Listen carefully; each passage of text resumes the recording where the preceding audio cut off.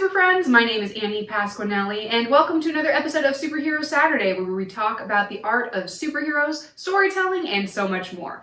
And today we're really talking about so much more.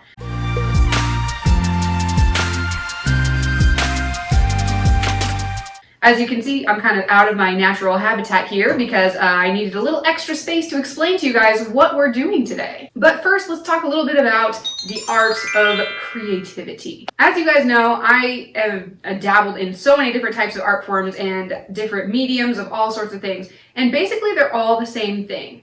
Basically, any art form, no matter what you're doing, is the process of making 1,000 different tiny micro decisions. And then making 1,000 more, and then making 1,000 more, and then making 1,000 more. And making some of these decisions can seem kind of overwhelming at sometimes. Like when you have a big blank canvas and you can do anything you want on it, what do you want to do? I don't know. Part of the way that artists can make this process easier on them is by using other tools to help them make decisions, or to take the decision-making process off of them entirely and using random chance. That's why I use a lot of the random character generators online. Or, like we're going to do today, we can use the roll of the dice to create a map.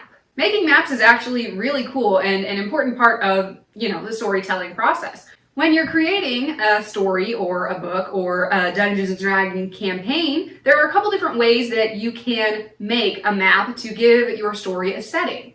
Sometimes you can just steal stuff right out of the real world. For example, my pal Stan Lee likes to use New York, and so a lot of the times you'll read stories about Spider-Man, and you can actually go to the locations that they talk about in the story because they're real. They've actually been there and seen what it looks like, and they just use that setting directly into the fictional universe. Other times you can borrow concepts or things from the real world and just kind of like modify it, like change the names of things and move things around a little bit, but basically it's the same kind of thing as the real world, just with a few modifications. That's more along the lines of DC stuff. For example, Metropolis is basically New York, but it's not really. They made a few changes, they adjusted the names of things, and voila, they have a totally different, mostly realistic map. The other way you can create a map is just create a whole world from scratch, which is a lot of what you see in science fiction and fantasy, especially when you're exploring new planets or going to new places or going back in time or just completely going to another dimension. And that's what we're doing today. My friend who commissioned the piece that we're going to be working on today is leading a Dungeons & Dragons campaign in a small-ish fantasy planet. And he really wanted to have a nice map for the players to be able to see, where they're adventuring and what kind of the geography of the planet is going to look like. And when you're leading a campaign like this, when you're a dungeon master or whatever, you can take the good route and create just a whole giant universe and take the hours of time and make the thousands of different decisions, or you can leave it to the roll of the dice. Now this technique is actually really cool, and I love that he did this. The way you do this technique is you take out your blank piece of paper, or for my example, we're doing a dry erase board because I love dry erase boards, and you take a bunch of dice, you roll them onto your blank canvas, and then you just take a pen and you circle around the groups of dice. Unfortunately, I am not a Dungeons & Dragons pro, and I think this is actually the only die that I can find. So instead what I'm going to use for our demonstration is a bucket of beads. It does help to have the actual dice because sometimes you can assign different geographical features to different numbers. Like for example, 1 might be something with a really low temperature and 6 might be something really hot. So you'd have something from a snowy place to a desert. And you can use the dice to help you decide, what kind of areas might be on the map. For this example, since I just have the beads, we're just gonna throw them out on the board and see what happens. Okay, that went all over the place. So we're going to pick out a pen, and apparently I don't have black for some reason. Let's use brown. Brown's a good map color. So all we're going to do is kind of circle around where these dice have landed and just use this as a guideline to help us make decisions for the map that we're going to create. It's as easy as that. I just kind of drew around the kind of blobs that looked like they were on the page, and I'm not even really making very big decisions here. Just like that, we have something that looks like a map. It's just a matter of making decisions. So using this to kind of help you take the pressure off of making those decisions can actually lead to some really cool things. For example, we had a bunch of different beads out on this side, and then there was this big space, so I kind of just left it there. It could be like a river or like a whole other, you know, continent or something that's not even on the page. And then these little outliers, I just turned into like islands. And then these places where the beads ended up really dense, we're just going to turn into mountains. And then maybe just for fun, we're going to add in some rivers just kind of in the low spaces in between these beads here. And then the cool thing is, since we're doing art and we're getting messy, you can just go like this and find the map that you just made off the top of your head. And there you have it. It's as simple as slapping a few names on the board, and then you've got a map that can do just about whatever you want. It actually looks pretty fun. I kind of wish this was a Minecraft map. So my friend who commissioned the piece that we're working on today has actually already done this part of the process. He gave me a rough sketch of where he kind of found the dice had rolled on his page and where he kind of wanted to go with his world.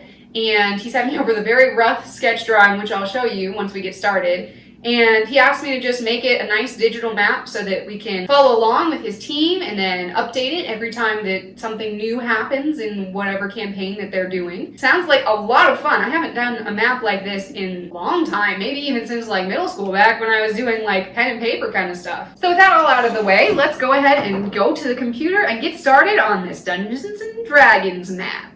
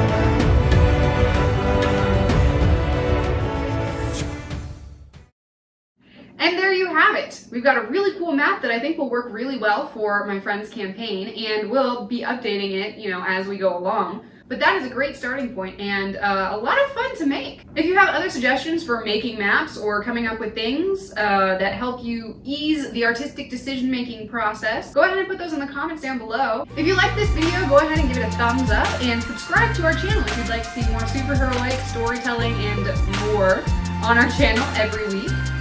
You can also follow us on Patreon and support the team, and you can find all of the different content things that I come out with all the time on our website at www.fearless9.com. Thanks so much for watching, Super Friends, and we'll see you next week.